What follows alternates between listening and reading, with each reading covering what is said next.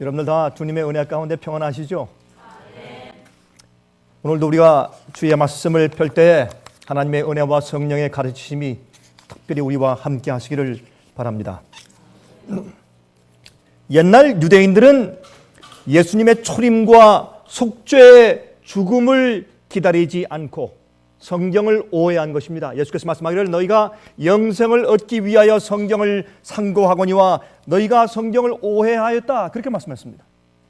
그래서 그들은 예수님의 초림의 목적, 속죄와 대속의 죽음을 기다리는 것이 아니라, 그러한 메시아를 기다리는 것이 아니라 예수의 영광스러운 재림을 기다리고 있다가 메시아를 거절하고 멸망당하고 말았습니다. 교회로서, 나라로서의 그 택함받은 특권을 그들이 잃어버리고 말았단 말입니다. 그런데 흥미있는 것은 현대 교회들은 그 반대입니다. 우리는 사실 곧 오실 예수 그리스도의 영광스러운 재림, 심판의 능력을 가지고 오시는 분, 그의 능력으로 악인은 태움을 당하고 의인들은 영원히 살게 되는 그 놀라운 영광의 왕국을 세우실 예수님의 두 번째 오심을 우리가 기다리고 있는 것입니다. 그런데 오늘날 현대교회는 옛날 유대교회와 정반대입니다. 오늘날 현대교회는 예수님께서 초림하셨을 때 그 목적과 그 예언의 성취를 지금 고대하며 살고 있는 것입니다. 예수님의 속죄하심과 예수님의 십자가의 돌아가심과 이러한 초림하셔서 행하실 그러한 하셨을 때 행하신 그러한 일들을 그들이 명상하고 그것을 기대하면서 그것을 강조하면서 살고 있는 것이 현대교회입니다. 옛날 유대인들도 성경을 오해하였습니다. 오늘날 현대교회 많은 교회들도 성경을 오해하고 있습니다. 예언을 오해하였고 복음을 오해하고 있습니다. 예수께서 우리 인류를 구속하시기 위해서 어떠한 미니스트리, 어떠한 구속 사역을 이루시는지에 대한 그런 역사적인 의미를 사람들이 많이 곡해하고 있는 것을 우리가 알게 되는 것입니다. 여러분, 그래서 사실 많은 사람들이 매일매일 구원을 지키는 생활을 사는 것이 얼마나 중요한지에 대해서 사람들이 망각하고 오해해버리고 말았다, 그 말입니다. 여러분, 이 복음은요, 성경에 기록되어 있는 이 복음은 심판과 함께 동행을 해야 합니다. 아니, 어떤 의미에서 동행을 시켜야 합니다. 심판과 복음은 같이 가는 것인데 심판과 복음을 잘라버리면 문제가 생기는 것입니다. 그래서 요한계시록 13장의 짐승의 표의 환난과 짐승의 표의 큰 핍박에 대해서 예언한 다음에 그 다음 장인 요한계시록 14장에 가서 하나님의 인을 받는 사람들에 대해서 설명한 다음에 14만 4천을 설명하죠. 그 다음에 마지막 시대 하나님께서 자비의 은혜로 마지막 시대 주님께서 자비의 은혜의 경고를 전파하는 세 가지 진리에 대해서 외치시면서 거기에 첫 번째 진리에 무슨 말씀을 하시느냐 하면 이 세상에는 온 나라와 족속과 방언과 백성에게 전할 영원한 복음을 가졌더라 라고 설명을 하는 것입니다. 근데 천사가 그 복음을 가지고 하늘에 날아가요. 여러분이시여, 그 진리와 기별을 듣기 위해서 자꾸 하늘을 쳐다보지 마시기 바랍니다. 천사가 날아가면서 그렇게 소리를 지르는 일은 전혀 일어나지 않을 것이기 때문에 그렇습니다. 그 천사는 하나님의 백성들을 상징합니다. 요한계시록 1장을 보면 하나님의 교회의 사자들을 성경은 원어에 안겔로스, 천사라고 표현했습니다. 주님의 기별과 진리를 가지고 전파로 나가는 자들은 사실은 천사의 일을 하는 것입니다. 왜 그렇습니까? 천사는 구원받을 자들을 위해서 택함받은 부리는 종이라고 됐어요. 여러분, 우리도 하나님의 은혜 가운데서 주님의 백성들을 구해내기 위해서, 믿지 않는 자들에게 복음을 가져가기 위해서 우리가 진리를 가지고 나아가는 그런 기별자 종들이 된다면 우리도 천사들의 일을 하는 것이 아닙니까? 그러므로 천사가 날아가는 것은 마지막 시대 이 진리를 이해하고 참된 영원한 복음을 깨닫고서 세상을 구원하기 위해서 외치는 하나님 백성들을 상징하는 것입니다. 그런데 그 영원한 복음을 가지고 있는데 그 복음을 설명할 때 하나님을 두려워하고 그에게 영광을 돌리라. 이는 그렇게 하라. 왜? 마지막 시대 이는 그 이유는 심판하는 시간이 이르렀음이니 영어로 is come이에요. 왔다 올 것이다가 아니에요. 지금 이르러 와 있어요. 다시 말해서 그것은 무슨 말인가 하면 마지막 시대의 영원한 복음, 제가 늘상 말씀드리지만 영원한 복음의 영원이라는 뜻은 변하지 않는다는 말입니다. 복음, 옛날부터 지금까지 절대로 변한 적이 없는 끊임없이 똑같이 진행되고 있는 그 복음, 변주된 복음 말고 타협된 복음 말고 반쪽짜리 복음 말고 똑바른 복음을 전파해야 할 텐데 이것은 예수님께서 천국 복음이 모든 민족에게 증거되기 위하여 온 세상에 전파되리니 그제야 끝이 오리라고 말씀하신 그 천국 복음 말입니다. 마지막 시대 특별히 타협될 그 복음 말고 진짜 영원한 복음이 전파될 텐데 그 복음을 설명하시면서 이 복음을 전파해야 된다. 왜? 심판할 시간이 이르렀으니 그때는 이 변치 않는 똑바른 복음, 유대인들이 오해한 것 말고 현대 교회들이 오해한 것 말고 성경이 말씀하는 틀림없는 그 복음과 진리를 전파할 때는 어떤 시기다? 심판의 시간이 이미 이르러 와 있는 그때다라고 말씀을 하신 것이란 말입니다.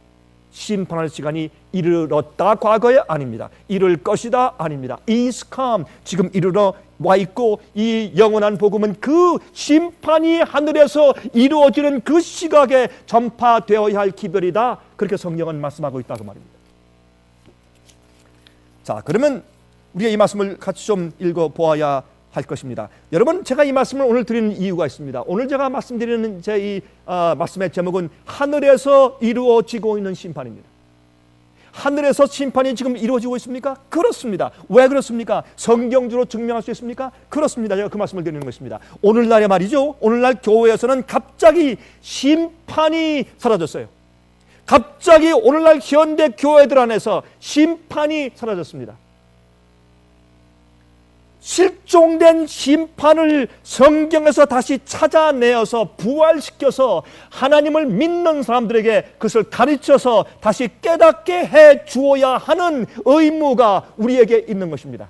그래서 오늘 이 생애빛 월십 라이브에서 이 말씀을 다루는 것입니다.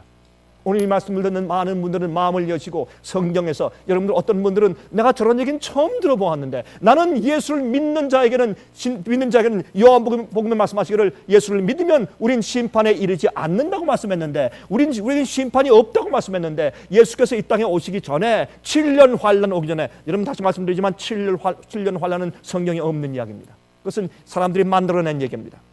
의인과 악인들은 똑같이 환란을 통과할 것이고 의인들은 보호받으면서 마지막에 살아서 성천할 것입니다.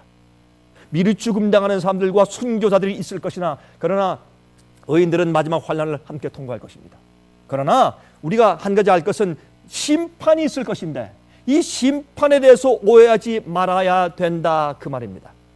자, 그러면 우리가 이 말씀을 성경을 좀 읽으면서 함께 우리 살펴보도록 하겠습니다. 먼저 우리 마태복음 25장에 있는 열처녀의 비유, 우리 그리스도인들 하면 열처녀의 비유 다 잘 아시지 않습니까? 우리 그 말씀을 펴서 먼저 좀 읽어보도록 하겠습니다. 마태복음 25장 1절부터 12절까지 있는 말씀을 읽겠습니다. 실종된 이 성경이 가르치는 심판을 우리가 다시 찾아내서 부활시켜서 가르쳐 줘야 합니다.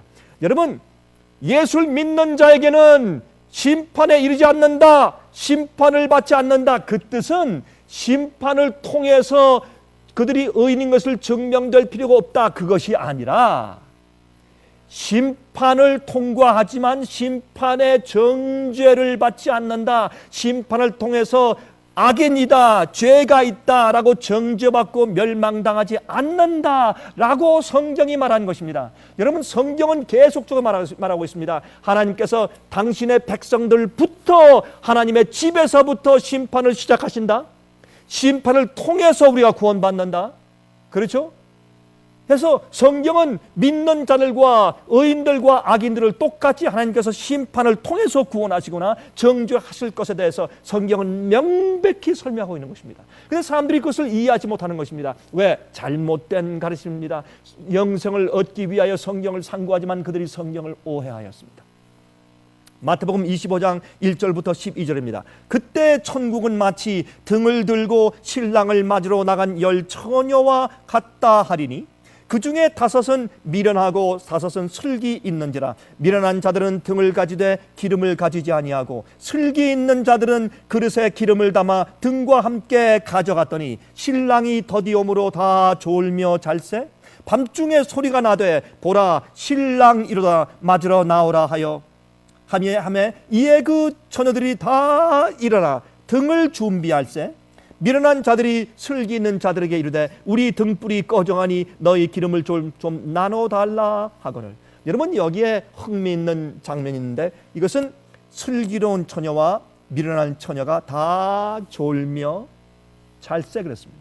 근데 이 시제를 살펴보면 슬기로운 처녀와 미련한 처녀가 있는데 졸며 잤다고 하는 얘기는 이 유대인들의 대구법 이 기록 방식에 의해서 슬기로운 처녀들은 졸았고 미련한 처녀는 잤다, 그렇게 설명을 해도 뭐 큰 잘못이 없다고 봐야 할 것입니다. 여러분, 조는 것이 무엇입니까? 깨어 있으려고 몸부림을 치는데 너무 피곤해서 조는 것입니다. 꼬박 졸다가 부스럭 소리 나면 또 깼다가 또 졸다가 또 깼다가. 왜요? 너무 지체하시니까. 예? 그 기약된 그 시간보다 너무 지체되니까 졸다가 깨다가 졸다가 깨다가 하지만, 그러나 미련한 처녀들은 그만 자버린 것입니다. 아예 잠에 골아들어 져버린 것이죠. 참 흥미있는 장면을 우리가 여기 보게 되는 것입니다. 근데 여기 이제 미련한 처녀들이 어떻게 해요? 갑자기 신랑이 온다니까 전부 다 깼는데, 다시 말해서 예수께서 오시는 마지막 큰 징조가 생길 때 다 깰 것입니까? 다 깰 것입니다. 그때 안 깰 사람이 어디 있겠습니까? 어떤 사람들은 성경이 진짜였다, 아니면 그 예언이 진짜였다, 누가 말한 그 예언이 나는 우습게 봤더니 이거 진짜 이루어졌네, 이제는 끝이네, 더 이상 없네. 두려움 가운데 다 깰 것입니다. 그러나 문제는 어떤 사람들에겐 기름이 있고 어떤 사람들에겐 기름이 없을 것입니다. 이 기름은 우리가 잘 알다시피 성령의 기름을 상징합니다. 들고 있는 등잔은 성경 말씀, 주의 말씀을 상징합니다. 다 똑같이 이 두 그룹이 다 성경을 들고 있었습니다. 그러나 이게 무슨 말입니까? 이 등불은 자기들이 준비해 온 것이 아닙니다. 혼인 잔치하는 집에서 그들이 좀 들고 있어 달라고 부탁하면서 준 등불입니다. 모든 믿는 자들에게 성경이 있습니다. 그들은 교회 가서 성경을 들고 잠미하고 기도하며 말씀을 듣고 읽고 또 집에서 읽습니다. 그리고 그들이 교회에서 잘 가르침을 받습니다. 잘못된 가르침을 받을 때도 잘 가르침을 받습니다. 그러나 들고 있지만은, 그러나 그것은 자기들의 것이 아닐 수가 있습니다. 언제 자기 것입니까? 언제 신랑을 만날 수 있도록 빛이 나는 등불이 됩니까? 그 속에 기름이 있을 때, 기름이 있을 때, 함께 예배드릴 때, 함께 기도하고 찬송할 때, 또 누가 가르치는 자들이 있을 때, 마음이 좀 뜨거울 때, 어떤 웅성웅성할 때, 그때 내 속에 기름이 있는 것 같습니다. 남이 보태 주었지만은 남이 담아준 기름이라도 타고 있는 것처럼 그렇게 느껴져요. 그러나 정말 위기가 왔을 때, 신랑이 온다 할 때, 다 일어날 때 보니까 기름이 없는 것입니다. 무슨 기름입니까? 내 선생이, 내 목사가, 어느 교수가 누가 보태준 기름이 아닙니다. 내 아내나 남편이 준 기름이 아니고 내 부모가 담아준 등잔 안에 기름이 아니라 기름이지 내 기름이 아닙니다. 그러면 타지 않는 것입니다. 그러나 슬기로운 처녀는 어떻게 하십니까? 등잔 안에 기름이 원래 있는 것을 잔치집에서 주었지만은 그거 말고 이것이 떨어질 줄 알고 자기 기름을 준비해 갔다고 했습니다. 자기가 그 허리춤에 자기 기름을 가지고 준비해 갔다고 그랬습니다. 여기에 4절 보면 슬기 있는 자들은 그릇에 기름을 담아 등과 함께 가져갔더니, 그렇게 말씀한 것을 우리가 성경에서 보아야 할 것입니다. 그래서 슬기 있는 자들이 자기 등불이 껴지니까 막상 이것을 위해 준비하고 섰는데 막상 그때가 오자 기름이 없는 것을 깨닫게 되었습니다. 그들이 옆에 있는 자들에게 제발 좀 기름을 나눠 달라고 할 때 그들이 어떻게 말했습니까? 19절 슬기 있는 자들이 대답하여 가로되 우리와 너희의 쓰기에 다 부족할까 하노라 하노니 차라리 파는 자들에게 가서 너희 쓸 것을 사라 하니 그 기름은 나눠줄 수 없는 것이 그것은 개인적으로 경험하는 성령의 은혜의 역사이기 때문에 그러합니다. 말씀을 이해하고 깨닫는 개인적인 성령의 가르침이기 때문에 그것은 남에게 나눠줄 수 없는 것입니다. 어떤 땐 남들이 이해 못할 때 우리 복통이 터지죠. 가슴을 치죠. 그러나 아무리 해도 설득할 수 없는 겁니다. 이해가 안 되는 것입니다. 그럼 어떻게 합니까? 손을 씻고 지나가야죠. 저는 요즘에 제가 이 전도자들을 제가 양성하는 제가 일들을 자주 하게 됐는데 이전 이 마지막 시대에 어떤 말씀을 가르쳐야 하느냐, 어떻게 가르쳐야 하느냐, 가르칠 때 우리 태도가 어때야 되느냐, 말씀을 전할 때 어떤 식으로 말해야 가장 설득력이 있을까, 예? 이런 것을 제가 가르칩니다. 왜요? 많은 사람들이 진리는 이해한다고 해도 막상 진리를 전할 때 그 훈련이 없기 때문에 주저하거나 아니면 현명하거나 지혜롭지 못할 수가 있으니까 제가 그 일을 하려고 해서 굉장히 많이 애를 씁니다. 여러분 그럴 때 제가 그런 얘기를 해주지만은 정말 우리가 준비해온 그때가 다다르자 그때 가서 갑자기 내 속에 없는 것을 발견합니다. 내 속에 정말 주어야 할 능력이 없는 것을 발견합니다. 이것은 절망적입니다. 이것이 바로 이 미련한 처녀의 형편입니다. 10절에 저희가 살아간 동안에 신랑이 오므로 예비하였던 자들은 함께 혼인잔치에 들어가고 문은 닫힌지라. 여러분 이게 무슨 말인지 아십니까? 옛날에 유대인들의 혼인 예식의 풍습은 이러합니다. 신랑과 신부가 신랑 집에서 결혼 예식을 합니다. 그리고 그 예식이 끝나면 신부 집으로 오는 것입니다. 신부 집으로 오는데 사실은 혼인 잔치를 위해서 오는 것입니다. 올 때에 그때에 이 들러리들이 신랑과 신부가 오는 그 행렬을 기다리고 있는데 여기에 있는 말씀은 사실은 아주 그 행렬이 밤중 늦게 오는 것으로 예수께서 비유하신 것입니다. 예수께서 이 땅에 하늘에서 혼인 예식을 치르시고, 제일 잘 들으십시오. 어린 양의 혼인 예식을 하늘에서 치르시고 이 땅의 혼인 잔치를 시작하기 위해서 이 땅에 와서 의인들을 데리고 올라가시면서 어린 양의 혼인 잔치가 시작이 되는 것입니다. 그렇게 하기 위해서 예수님께서 이제 지체하시고 더디 오실 것을 상징하는 그런 입장에서 이 비유를 말씀해 주신 것이죠. 자, 그런데 여기 10절 보세요. 그러면 저희가 살아간 동안에 미련한 처녀들이 기름을 사러 시장에 간 동안에 신랑이 오므로 예비하였던 자들은 함께 혼인 잔치에 들어가고 문은 닫힌지라. 은혜 시간이 닫혔어요. 이제 끝났습니다. 더 이상 준비할 시간이 없습니다. 더 이상 기름을 준비할 시간이 없어요. 그 후에 남은 처녀들이 와서 가로되 주여 주여 우리에게 열어 주소서. 대답하여 가로되 진실로 너희에게 이르노니 내가 너희를 알지 못하노라 하였느니라. 아주 심각한 얘기입니다. 여러분 마태복음 7장에 보시면은 거기에 말씀하기를 주여 주여 하는 자마다 다 천국에 들어갈 것이 아니라 하늘에 계신 내 아버지의 뜻대로 하는 자라야 천국에 들어간다. 그렇게 말씀하셨죠. 그 뒤에 또 말씀하기를 주께서 오실 때 주님 나를 모르십니까? 내가 주의 이름으로 귀신을 쫓고 능력을 행했고 내가 주의 이름으로 방언을 했고 내가 주의 이름으로 귀신을 쫓았고 내가 주의 이름으로 병자를 고쳤고 내가 주의 이름으로 회당에서 교회에서 가르쳤습니다. 나를 모르십니까? 불법을 행하는 자들아 내가 너희를 도무지 알지 못하니 내게서 떠나가라. 그런 아주 슬픈 이야기가 예수님의 비유 가운데 기록된 것을 우리가 보게 됩니다. 여기도 참 아주 마음이 먹먹해지고 참 슬픈 그런 이야기가 여기에 기록된 것을 볼 수가 있습니다. 자, 여기서 이 말씀을 하고 또 지나가십시다. 여기에 열 처녀는 신랑의 신부가 아닙니다.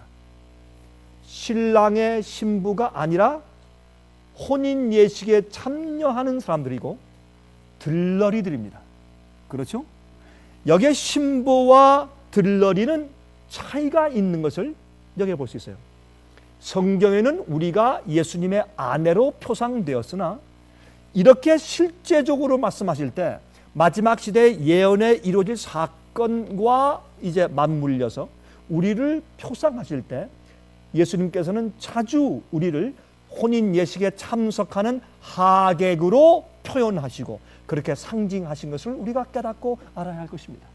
실제적으로 우리가 예수님의 신부로 우리가 준비되는 것이나 그러나 이런 사건적인 그런 예언적인 안목에서 볼 때 우리는 예수님의 어린 양의 혼인잔치에 참여하도록 초청받은 하객들인 것을 여러분께서 이해하시면서 이 말씀을 들어보시면 참으로 성경적일 것입니다. 자, 이제 마태복음 22장입니다. 마태복음 22장 11절부터 14절입니다.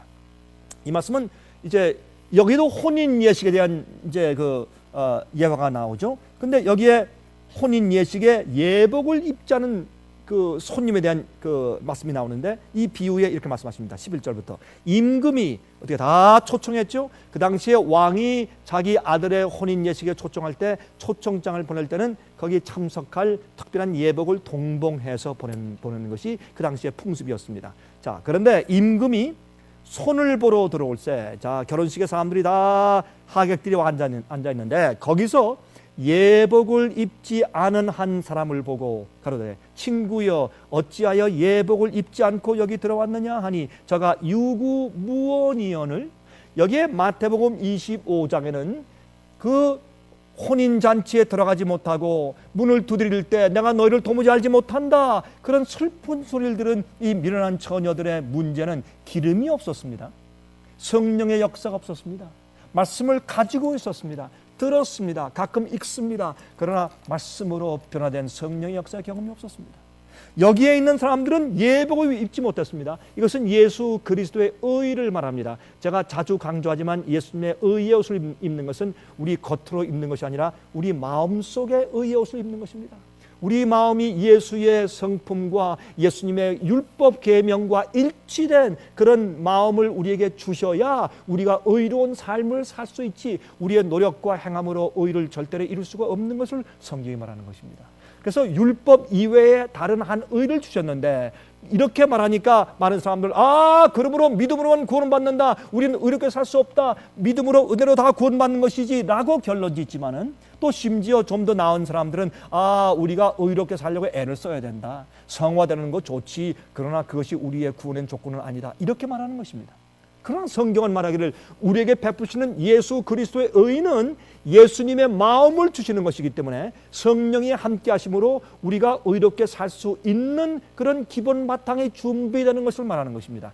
주님께서 주신 의는 의로운 마음이고 의로운 성품인 것입니다. 그러면 우리가 의롭게 될 가능성이 있는 그러한 능력을 우리에게 베푸시는 것을 이해해야 할 것입니다. 그런데 여기에 그러므로 예복을 입는 것과 의의 옷을 입는 것과 성령께서 기름으로 내 속에서 불이 타서 빛이 나는 것, 그거 똑같은 이야기입니다. 그게 의의 옷을 입는 것입니다. 그렇죠? 성령이 내 속에서 타니까 진리의 빛이 나오죠.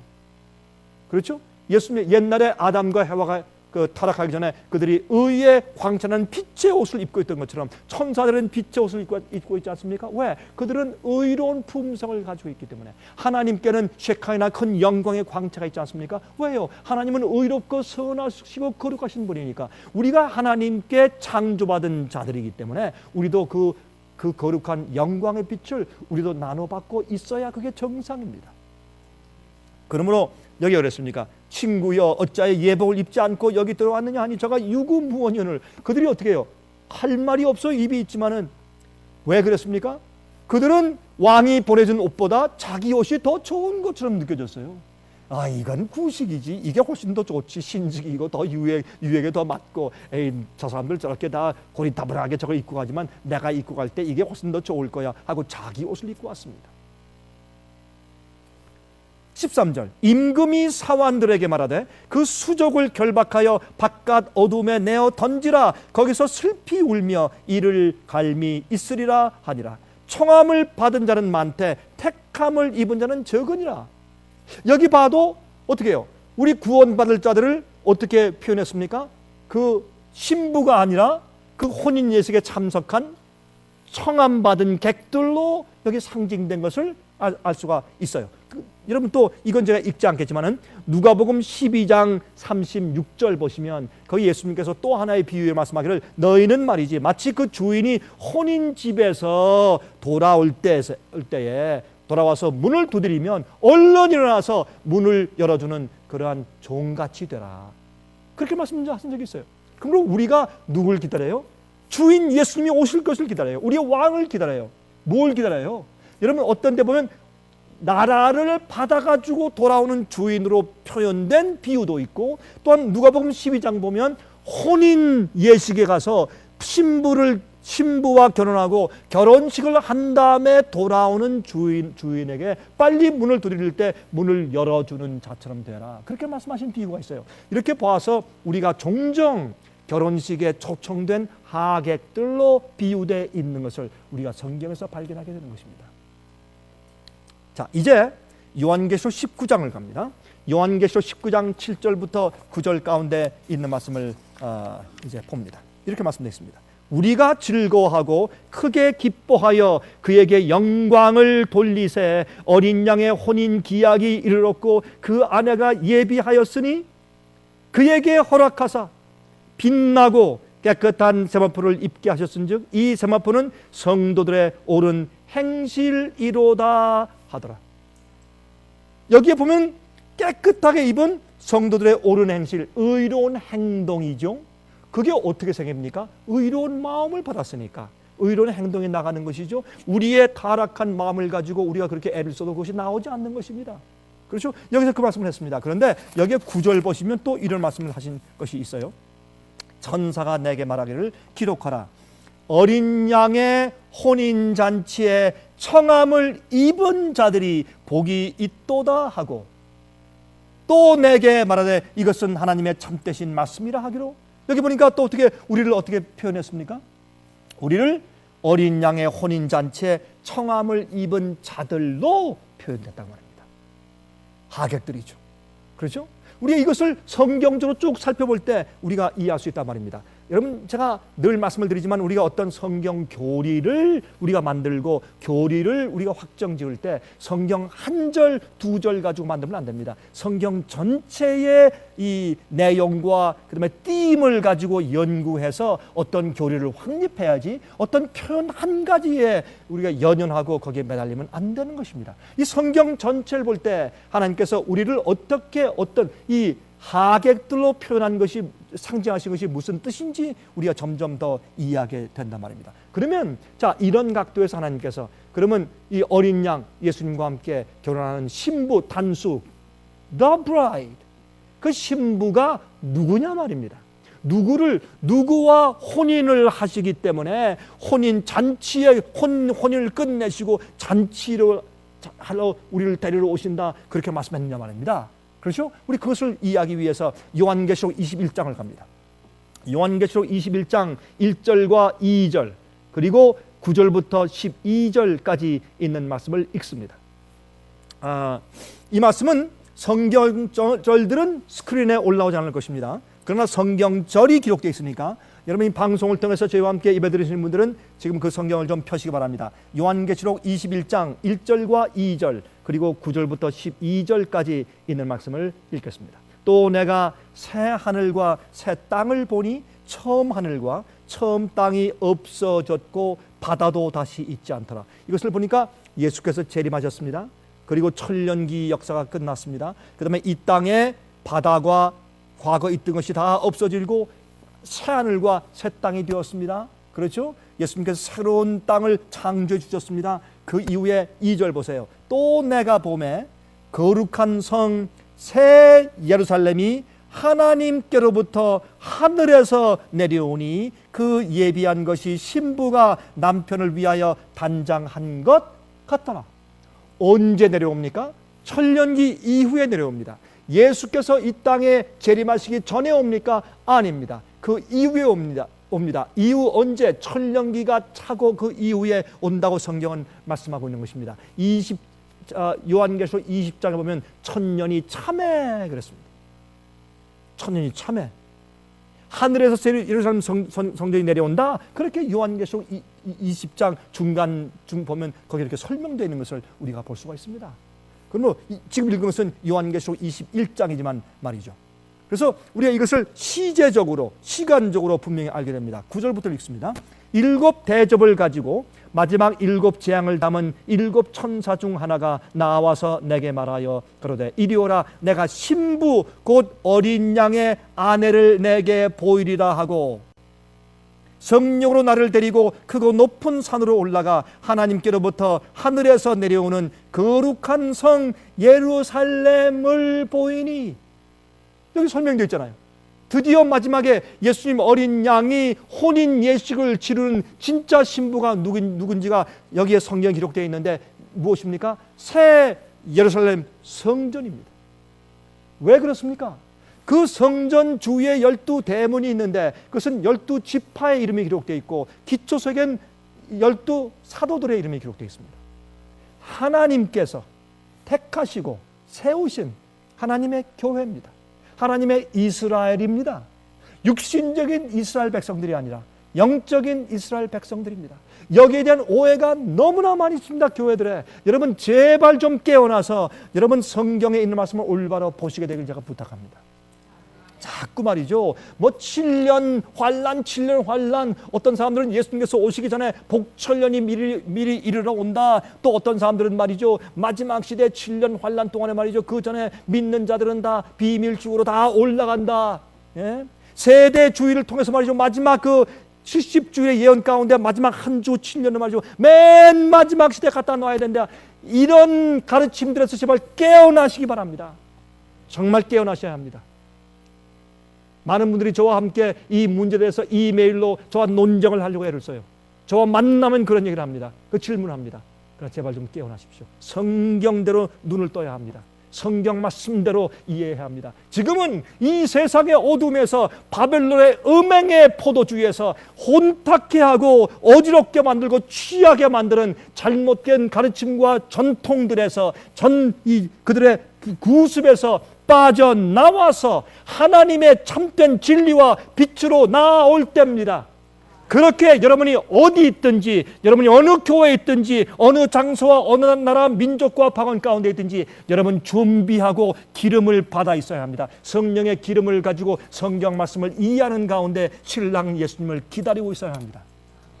이제 머지않은 장래 곧, 아주 곧 예수님께서 여러분을 부르실 겁니다. 예수께서 의인들과 악인들을 나누시고 알곡과 가라지를 나누시고 양과 염소를 가르칠 때 예수께서 오실 때 실제 행한 대로 갚아 주실 것이나, 그러나 기억하십시오. 주님께서 그 전에 이미 여러분들이 같은 교회 다니고 또 같이 예배드리고 같이 섞여 있을 줄 모르나 참된 의인들과 참되지 않은 자들, 슬기로운 자들과 미련한 자들을 주님의 성령의 은혜와 경험과 증거대로 나누시고 있다는 것을 기억하시기 바랍니다. 그러므로 주님께서 마지막에 짐승의 표의 큰 환난을 통해서 주의 백성을 나누실 것입니다. 이제 그때가 얼마 남지 않았습니다. 얼마나 속히 오는지 저는 요즘에 가슴이 뛰고 제가 어떤 때는 간담이 서늘합니다. 얼마나 속히 오고 있는지 많은 믿는 자들이 아직도 깨닫지 못하고 자기 인간적인 삶에 빠져 있고 자기의 고집과 자기의 습관들에 빠져 있는 것을 볼 때 제 가슴이 통탄하는 것입니다. 깨어나셔야 합니다. 예수님 속히 오십니다. 여러분 여기 보면 어린 양의 신부로 거룩한 성 예루살렘을 봅니다. 11절에 하나님의 영광이 있음에 그 성의 빛이 지극히 귀한 보석 같고 벽옥과 수정같이 막더라. 크고 높은 성곽이 있고 12문이 있는데 문에 12천사가 있고 그 문들 위에 이름을 썼으니 이스라엘 자손 12지파의 이름들이라 그랬습니다. 이것이 예수님의 어린 양의 신부입니다. 그러면 왜 그런가? 하나님의 모든 백성들이 여러분 6천년 동안에 구원받을 모든 영혼 백성들이 그 안에 들어가 살 것이거든. 그 안에 우리가 잃어버린 에덴 동산이 그 속에 있을 것입니다. 그러므로 구원받을 모든 영혼들 전체가 예수님의 신부이니 어떻게 표현하면 좋겠어요? 새 예루살렘 성, 그래야 맞죠. 그 다음에 마지막 시대에 특별히 그 혼인 예식에 참여할 자들은 청함받은 하객들로 예수님의 비유에서 상징해 주시고 있다, 그 말입니다. 특별히 마지막 시대 예수께서 신랑이 온다 할 때 다 깨어나야 할 그 시점에 살고 있는 자들은 등불을 들고 있어야 되고 그 속에 그것을 빛을 낼 수 있는 기름을 가진 백성들이라고, 예복을 입은 자들이라고 예수님께서 설명해 주신 것이라 그 말입니다. 여기에 있는 이 비유들은 특별히 우리가 살고 있는 이 시대, 우리가 살아서 예수님의 재림을 맞을 수 있는 바로 이 시대에 사는 현대 교회를 위하여서 이 비유를 주신 것을 여러분께서 기억하셔야 할 것입니다. 이것은 옛날 시대를 위해서 주신 것이 아닙니다. 사도 바울도 이 비유가 자기 시대에 맞는 줄 알았습니다. 그리고 살아있는 우리도 그랬어요. 예수께서 오실 때 주안에서 자는 자들이 먼저 일어나고 살아있는 우리도 그렇게 말했어요. 사도 바울은 자기 때 예수께서 올 줄로 생각하고 기대했어요. 그러나 그가 죽었습니다. 여러분, 초대교회의 많은 주의 종들이 그렇게 믿다가 죽었습니다. 폴립갑도 자기 시대에 예수께서 오실 줄 알고 살다가 화형대에서 찬송하다가 죽었습니다. 주잉글리도, 제롬도, 허스도, 존 낙스도, 마틴 루터도, 요한 웨슬레도, 재림운동하던 참 예수의 재림을 기다리는 성도들도, 그들은 예수께서 자기들 시대에 오실 줄 알고 믿고 있다가 그들은 죽어갔습니다. 그러나 예수가 오시는 바로 우리가 살아서 승천할 찬스가 있는 그 시대에 여러분과 제가 살게 된 것입니다. 이 사람들을 뭐라고 표현하는가? 어린 양의 혼인잔치에 초청함 받은 자들이라고 표현되어 있다고 말입니다. 다니엘 7장입니다.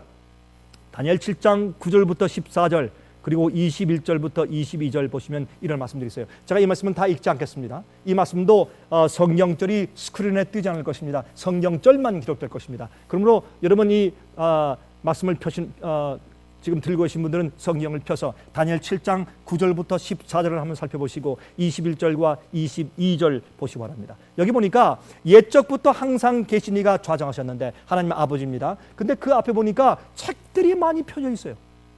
왜 책들이 펴져 있습니까? 무슨 책이 필요해요? 기록책입니다. 무슨 기록이 필요합니까? 마귀의 반역의 역사? Yes. 마귀에게 그냥 팔려서 거기에 미혹돼서 넘어진 자들? Yes. 그래서 타락한 천사들? Yes.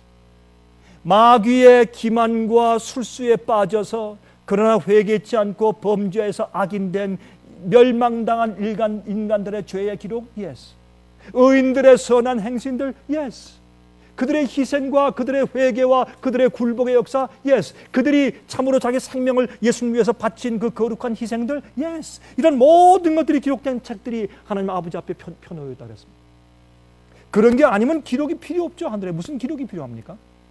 그런데 하늘에 불이 강처럼 흘러 그 앞에 나오며 그에게 수종하는 자는 천천히요 그 앞에 시위하는 자는 만만이며 천천만만 천사가 거기에 함께 있죠. 배시몬으로 심판을 베풀 때 배시몬들이 있죠. 심판을 베푸는데 책들이 펴놓였더라. 성경은 말하기를 분명히 하늘의 심판이 이루어지고 심판을 하기 위해서 책을 편다, 그렇게 말씀되어 있어요.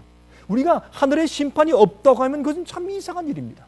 그러면 예수님이 십자가 이전엔 심판이 있었고 십자가 이후에 심판이 없다? 이건 앞뒤에 맞지 않는 비논리적인 일입니다. 아니 그러면 예수님이 십자가 전에 살던 사람들은 그건 너무나 불행한 사람들이네요. 너무나 그런 불이익을 받게요. 말이 안 되는 얘기입니다. 하늘에서 심판이 베풀어지는데 책들이 펴져 있다. 그러면 아니 구약시대 사람들만 심판받습니까? 신약시대 사람들은 심판을 안 하나요? 이게 이렇게 말이 안 되는 얘기를 예수님을 믿는 사람은 심판받을 필요 없다. 우린 다 이미 구원받았기 때문에 그 구원은 아무도 빼앗을 수 없다. 한 번 구원 얻었으니 영원히 구원받아버리는 것이다. 우리가 좀 잘못해도 이미 구원받고 예수 믿으니까 뭐 구원은 따놓은 장상이다. 뭐 따놓은 당상이다. 아니면 뭐 이미 다 우리 것이 되었으니까. 이런 불합리스러운 가르침이 세상에 어디 있냐 말입니다. 그들이 성경을 알지만 성경을 오해했다 그 말입니다. 우린 성경에 있는 심판을 우리가 다시 꺼내와서 사람들을 가르쳐야 할 것입니다. 그것이 현대 진리를 위해서 애쓰는 주의 백성들이 되는 일입니다. 자, 그런데 거기에서 누굴 심판합니까? 짐승을 심판해요. 작은 뿔을 심판해요. 주의 백성들을 핍박하고 질 땅에 던지고 짓밟고 그 백성들을 죽인 그 세력이 왜 그런 일을 했으며 그들이 한 일이 얼마나 악한 것인지, 주의 백성들이 얼마나 억울하게 죽어갔는지 주님께서 모르시는 것 같죠? 어떤 때 주의 백성들이 심판받을 때, 그들이 무고히 고소를 당하고 비난받고 정죄받고 감옥에 갈 때, 그들이 무고하게 이제 칼로 목을 침을 당하고 화형대에서 불에 태워 죽음을 당할 때, 사람들은 이럴 수가 있는가, 하나님이 무심하시다, 도대체 하나님이 살아계시고 보시는가 아시는가, 그렇게 하고 우리 마음이 답답하지만 그러나 하나님께서 이렇게 말씀하기를 심판이 있다, 하늘에서 심판이 진행 중이다, 내가 책을 편다, 이 세상의 모든 일들이 이 책 위에 기록되어 있다, 걱정하지 말아라, 내가 안다, 내가 본다, 그렇게 말씀하시는 것입니다. 심판은 성경이 말씀하는 것인 것을 우리가 알 수 있습니다. 그런데 그 작은 뿔의 세력도 주님께서 심판하신다고 말씀되어 있습니다. 13절에 내가 또 밤 이상 중에 보았는데 인자 같은 이가 하늘 구름을 타고 와서 옛적부터 항상 계신 자에게 나와 그 앞에 인도되매 그에게 권세와 영광과 나라를 주고 모든 백성과 나라들과 각 방언하는 자로 그를 섬기게 하였으니 그 권세는 영원한 권세라 옮기지 아니할 것이요 그 나라는 패하지 아니할 것이니라. 여기 보니까 예수님께서 드디어 빼앗긴 우리의 죄악으로 사람들의 이 만물의 영장으로 이 땅의 권세를 주었는데 우리가 범죄함으로 마귀에게 넘겨줘 빼앗긴 이 나라와 땅을 도로 주님께서 찾으십니다. 무엇을 통해서? 심판을 통해서. 예수님께서 어떻게 해요? 앞으로 가시는데 전 처음에 젊을 때 이 말씀을 읽을 때 저는 예수께서 이 땅에 오시는 것으로 생각했어요. 그렇게 제가 어둡고 몰랐어요. 근데 보니까 그게 아니라 예수님께서 아버지 앞으로 나아가시는 것을, 영광의 구름을 타고 아버지 앞에 나아가시는 것을 볼 때 이게 아니구나. 이 땅으로 오시는 것이 아니라 아버지 앞에 나가서 심판하시면서 책을 펴시는구나. 그런 걸 보니까 이것은 분명히 어떤 때 예수께서 이 땅에 오셔서 십자가에 돌아가시고 부활하고 승천하고 올라가신 다음에 이 지구상을 심판할 심판장이 되시고 모든 죄인들을 심판하고 그들의 입장에서 살아보시고 그들을 채울하시는 분, 그런 분이 되신 다음에 책을 펴시는 것을 우리가 합리적으로 이해하게 돼요. 그렇죠? 자, 그래서 이 땅을 도로 우리를 위해서 찾으시는데 21절 보시면 내가 본즉 이 뿔이 성도들로 더불어 싸워 이기었더니 22절 옛적부터 항상 계신 자가 와서 지극히 높으신 자의 성도를 위하여 신원하셨고, 신원이 뭐예요? 변호하시고 심판해 주시고 재판해 주시고, 이 의인들을 위한 재판과 심판은 무엇입니까? 우리를 구원하시고 우리의 무죄함을 드러내 주시기 위한 심판입니다. 우리를 정죄하기 위한 심판이 아닙니다. 악인들을 위한 것은 정죄하는 심판이지만, 그래서 예수를 믿는 자들은 그 정죄하는 심판에 빠지지 않는다고 요한복음에 말씀하신 것입니다. 그러나 우리는 심판을 받아야 합니다. 우리의 억울함을 풀어주셔야 합니다. 우리가 죄가 많고 부족하지만은, 여러분이시여, 우리가 하늘 올라갔는데 저 자가 어떻게 하늘에 왔어? 깜짝 놀랄 것입니다. 여러분, 예? 이사야가요, 하늘에 올라가면 깜짝 놀랄 일이 있을 것이에요. 안 그렇겠어요? 나를 죽이고 나를 톱질해 죽인 저들이 어떻게 여기 와 있느냐? 바울도, 스데반이 하늘에 올라가서 사도 바울을 만날 때 얼마나 기절촉풍하겠어요? 그가 주여 이 죄를 저들에게 돌리지 마십시오 하고 죽었는데, 그 다음에 눈을 뜨니까 부활의 아침이고 하늘에 올라가 보니까 사도 바울이 걸어오는데 얼굴이 환하게, 자기가 죽을 때 천사 같은 얼굴이었는데 오는데 보니까 바울이 얼굴이 천사 같아. 얼마나 놀랄 것이요. 감사하겠지만 도대체 어떻게 된 노릇이요? 사울이요. 이제부터 내 이름이 사울이 아니요 바울이요. 언제 당신 이름이 바꿨어? 쭉 설명할 때 두 사람은 눈물을 흘리며 얼싸안고 울지 않겠습니까? 그런 설명이 필요해요. 심판이 필요해요. 책에 기록하는 것이 필요하단 말입니다. 성경은 그렇게 우리 설명하고 있는 것을 우리가 볼 수 있어요. 옛적부터 항상 계신 자가 와서 지극히 높으신 자의 성도를 위하여 신원하셨고 때가 이름에 성도가 나라를 얻었더라. 예수님께서 다 펼치시고 살피신 다음에 그 다음에 주님께서 우리 성도들에게 이 나라를 주신다, 그렇게 설명되어 있는 것을 우리가 성경에서 볼 수가 있는 것입니다. 자, 말라기 3장 1절부터 3절을 읽습니다. 말라기 3장입니다. 1절부터 3절입니다. 만군의 여호와가 이르노라. 이것도 성경절이 스크린에 떠오르지 않겠습니다. 보라, 내가 내 사자를 보내리니 그가 내 앞에서 길을 예비할 것이요 또 너희의 구원한 바 주가 호련히 갑자기 그 전에 임하리니, 예수께서 이 땅에 오시는 것이 아니라 어디에 임해요? 갑자기 성전에 임해요. 무엇하러? 곧 너희의 사모하는 바 언약의 사자가 임할 것이라. 왜 임하세요? 그의 임하는 날을 누가 능히 당하며 그의 나타나는 때에 누가 능히 서리요? 심판하러 갑자기 성전 안에 임하시네요. 지성소에 임하시네요. 대속죄일날 임하시네요. 인치는 사업으로 임하시네요. 심판하는 때에 임하시네요. 얼마나 정확한 표현들인지 몰라요. 그때 누가 능히 서리요? 그는 금을 연단하는 자의 불과 표백하는 자의 잿물과 같을 것이라. 무슨 말입니까? 여러분, 어떻게 해요? 금을 태워서 그 다음에 어떻게 찌꺼기를 내보내고 또 표백하는 자의 잿물, 그 당시엔 요즘엔 표백제가 있죠. 그렇죠? 세탁 비누가 있지 않습니까? 그 비누처럼 때를 빼는 그런 일을 하는 자로 앉으신다. 무엇입니까? 일일이 따지며 찌꺼기를 내보내고 가라지를 내보내고 악인을 내보내고 죄를 정결케 해서 순수한 금, 순전한 알곡들, 의인들을 골라 빼시는 심판하시는 분으로 호련히 갑자기 어디에 임하신다? 성소에 임하신다. 이렇게 기록되어 있는 것을 우리가 성경에서 읽게 되는 것입니다. 자, 그가 은을 연단하여 깨끗게 하는 자같이 앉아서 레위 자손을 깨끗게 하되 금은같이 그들을 연단하리니 그들이 의로운 제물을 나 여호와께 드릴 것이라. 여러분, 은을 녹이게 하기 위해서는 가장 뜨거운 불이 필요합니다. 굉장히 뜨거운 불로 은을 녹여야 합니다. 가장 철저하게 녹여서 심판해서 의로운 자를 골라 빼시는 것입니다. 그리고 그들이 회개한 것을 깨닫게 하시고 그들이 범죄하였지만 주 앞에 굴복한 것을 알게 하시면서 이들은 영원히 살 자격에 있는 의인들이라고 주님께서 신원하여 주시는 것입니다. 그 심판을 통과해서 우리가 의롭다고, 우리가 이렇게 은혜를 받고 의롭다고 선포를 당하고 우리가 구원에 들어가게 된다, 그 말입니다. 하나님은 의로우신 분이시고 공의로우신 분이십니다. 마태복음 13장 47절 48절에 말씀하기를 또 천국은 마치 바다에 치고 각종 물고기를 모으는 그물과 같으니 그물에 가득함에 물가로 끌어내고 앉아서 좋은 것은 그릇에 담고 못된 것은 내어 버리느니라. 그물로 다 몰아오죠. 초청은 다 받죠. 부르심은 받죠. 그러나 청함은 받지만은 택함 받는 자는 적다 그랬습니다. 좋은 고기와 나쁜 고기를 골라내는 것처럼 주님께서 심판하시고 구원 얻을 자들과 구원 얻지 못할 자들 주님께서 구별하시는데 그 일을 어떻게 해요?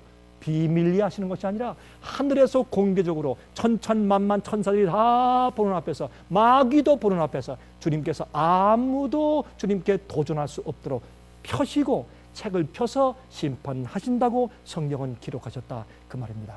마태복음 16장 27절입니다. 인자가 아버지의 영광으로 그 천사들과 함께 오리니 그때 각 사람의 행한 대로 갚을 것이라. 예수께서 오실 때 우리가 행한 대로 산 그대로 보상하시고 갚아줄 것이다. 그렇다면 그것을 어떻게 하든지 주님께서 심판하시는 일이 먼저 선제해야 되지 않을까요?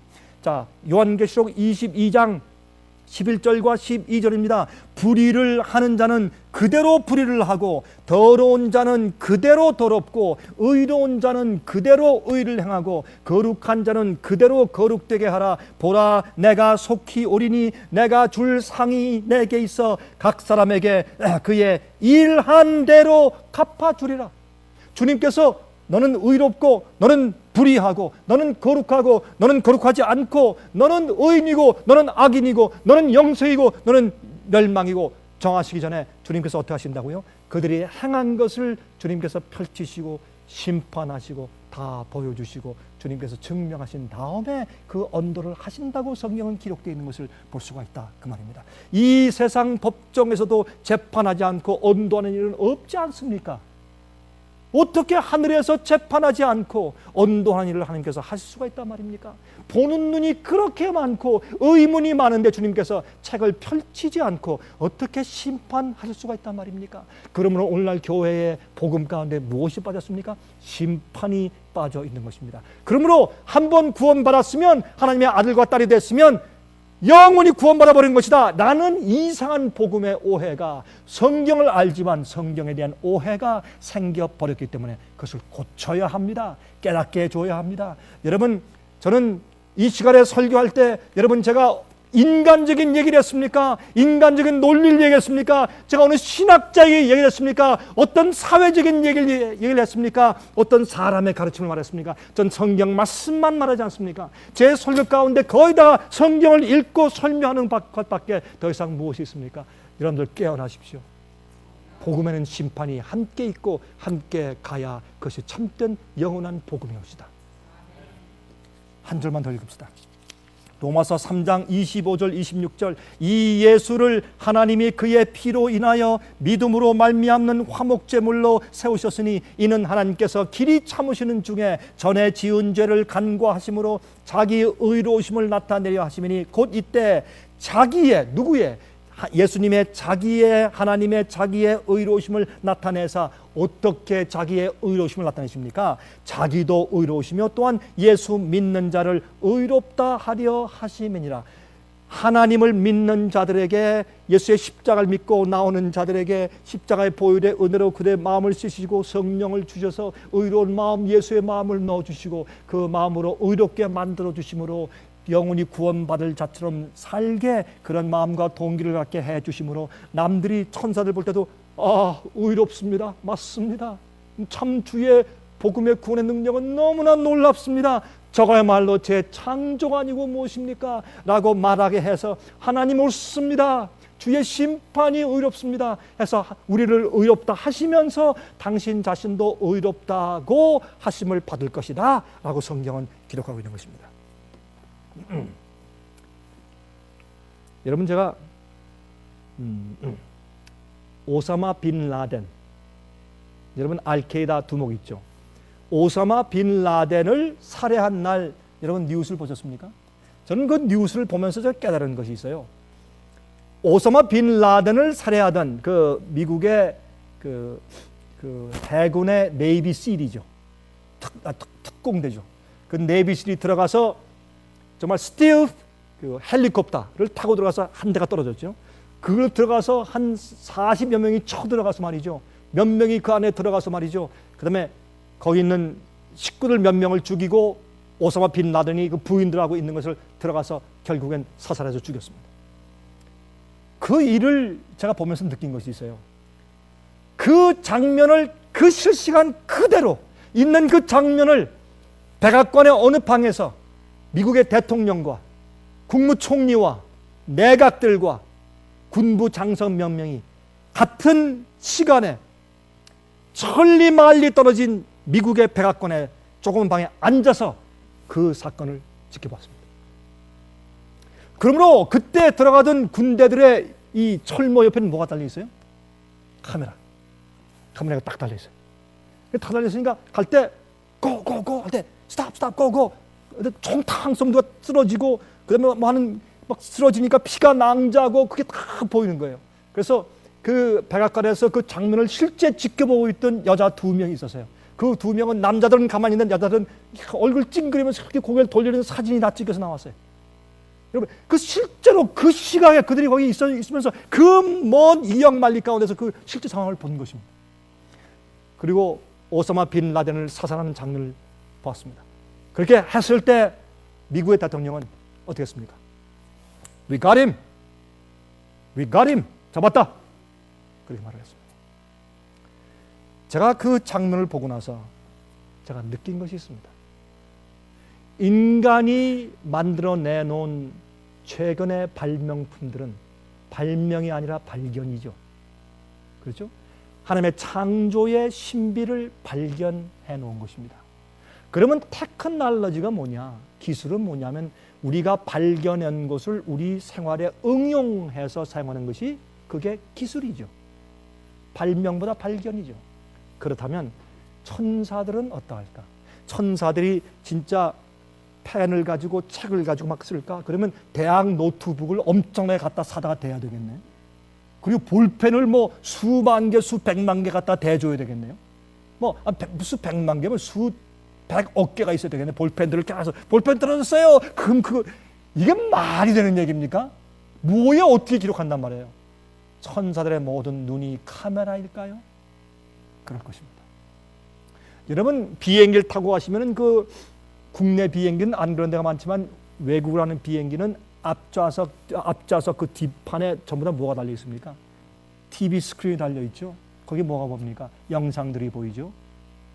하늘에 모든 천천만만의 천사들과 우주의 거민들이 있다면 그들이 다 이렇게 거기서 볼 때 그들이 있는 곳에 각자가 다 볼 수 있는 개인 그런 스크린들이 앞에 다 보일까요? 그것도 스크린이 아니고 TV 모니터 같은 거 필요 없고 공중에 생기는 어떤 그런 영상들이 다 있을까요? 우리 지금 인간들도 이렇게 하는데 하늘에서 어떠한 놀라운 과학적인 일들이 있을까요? 상상해 보십시오. 그러면 여러분 요새 CCTV는 어떻게 해요? 1년 365일 동안 24시간 계속 한 장소를 찍어대는 그런 그 녹화가 다 되죠. 어떤 사건이 생기면 그때 몇 월 며칠 날 딱 가서 틀어가지고 그때 누가 지나간다 딱 보고서 경찰들이 살피지 않습니까? 하늘은 어떨까요? 우리의 모든 삶이 그렇게 녹화되고 있을까요? 그것을 성경에는 두루마리 책에 기록된다고 표현하지 않았을까요? 우리의 말과 행동과 우리의 동기와 우리의 모든 표정들과 뒤에서 쑥덕거리는 모든 일들이 하늘에 기록되게 천사들의 그 카메라 안경을 통해서 전부 다 혹시 기록되고 있는 것은 아닐까요? 그때의 마귀는 하나하나 전부 다 드러내서 자, 이 장면을 좀 보시겠습니다. 여러분 그 제가요 미국에 있는 그 법정에 한번 가보니까 그때 교통사고 때문에 제가 한번 갔는데 제 잘못이 아니거든요. 근데 갔는데 가서 가니까 한 번은 그러더라고요. 그 판사 하는 얘기가 당신 변호사 대동했어? 그래서 아닙니다. 혼자 왔습니다. 그랬더니 You better get yourself an attorney. 안 그러면 당신이 뒤집었을 수도 있어. 가서 변호사 데려와. 이렇게 저를 도와주더라고요. 판사가. 우리는 하늘에 올라갈 때 우리의 대제사장 되시고 중보자이신 예수님과 함께 가는 것이 얼마나 다행입니까? 얼마나 감사합니까? 우리를 아시고 우리를 중보하시고 우리를 신원해 주실 대제사장 변호사 예수님이 우리 곁에 계시니 얼마나 감사하냐 말이에요. 억울한 자는요 심판날이 오기를 고대해요. 그러나 죄가 있는 자는 심판날이 오는 것을 두려워하는 것입니다. 예수께서 우리와 함께 들어가는 것이죠. 마귀는요, 여러분 법정 가서 검사 보세요. 여러분 검사가 소리 지르면서 감정적으로 고소하면요, 이 배심원들이요 피해자를 갖다가 고소당한 사람들 갖다가 뭐라 그래요? 고소당한 사람들 어큐저를 뭐라 그러죠? 플레인팁 말고 피고자를 오히려 동정해요. 이 검사가 길이 뛰고 고소하면 검사는 아주 냉정하고 그 팩트만 탁탁 전하면서 탁 보여주고 굉장히 냉정해요. 마귀가 와서 길길이 뛰고 우리를 고소하는 거 같죠? 안 그래요. 마귀는요 팔짱을 딱 끼고 천사들이요, 우주요, 그리고 하나님 한번 보실까요? 하나님께서 이 사람을 구원해 가는 것이 얼마나 불합리한 일인지, 얼마나 의롭지 못한 일인지 한번 보시겠습니까? 아주 차분차분하게 우리가 범죄하고 잘못한 것을 그때마다 녹화된 것을 다 펴서 그는 고소하지 않을까요? 그때 주님께서 분명히 어떤 재료를 가지고 있어야 합니까? 우리의 회개, 진정한 회개. 그냥 기도원 가서 울고분고 몇 번 한 거 그거 말고 진실된 회개, 죄에서 돌이킨 것, 죄를 버린 것, 연약하여 실수하여 쓴 적, 하나님을 사랑한 흔적들, 증거들, 목숨을 내 바칠지언정 주님과의 의리는 버리지 아니하고 주의 계명을 범하지 않을 우리의 성품이 천사의 카메라에 찍혀 있어야 할 것이 아닙니까? 그게 의인들의 증명이 아닐까요? 주님께서 심판 때 그것을 가지고 우리를 변호하시고 신원해 주지 않으시겠습니까? 제가 최근에 일본에 가서 또 말씀을 드렸지 않습니까? 제가 처음에 일본에 갔을 때 일본에 대지진과 쓰나미가 나기 3일 전에 제가 한국으로 돌아갔거든요. 집회를 하고. 근데 저는 그 몰랐지만 그렇게 얘기했습니다. 여러분들 이 일본에 전도할 수 있는 큰 기회가 한 번 올 겁니다. 하나님께서 이 일본에 큰 재난을 한 번 일으키실 겁니다. 그때 여러분들이 이 일본이 그렇게 전도한다는 이 일본 사람들에게 마지막으로 전할 수 있는 최후의 기회가 생길 것입니다. 깨어나시고 전도해야 합니다. 그렇게 얘기하고 왔어요. 3일 후에 터졌어요. 마치 제가 예언한 것처럼 돼버렸어요. 제가 전혀 그런 뜻은 아닌데 제가 뭘 압니까? 무슨 예언을 해? 제가 뭐 선지자입니까? 무슨 예언을 해? 그런 다음에 많은 사람들이 깜짝 놀랐어요. 물론 그것 때문에 그런 것은 아니지만은 그런 이유로 제가 설교한 것들이 퍼지기 시작했습니다. 퍼지는데 저도 깜짝 놀래고 그 미니스트리에서 많은 사람들이 깜짝 놀랐습니다. 어떻게 이렇게 많은 사람이 알고 이렇게 폭주해서 주문해 올까? 이게 도대체 무슨 일이 생기는 것일까? 그런 일이 일어났어요. 하나님께서 우리의 회개와 우리의 헌신과 우리의 의로운 증거를 가지고 계실 때 주님께서 심판 때 우리를 신원하시게 되시기를 간절히 바랍니다. 하늘에 계신 우리 아버지, 우리가 의지 없어서 손들고 나아갑니다. 하나님 우리 박대하시면 우린 정말 갈 곳 없습니다.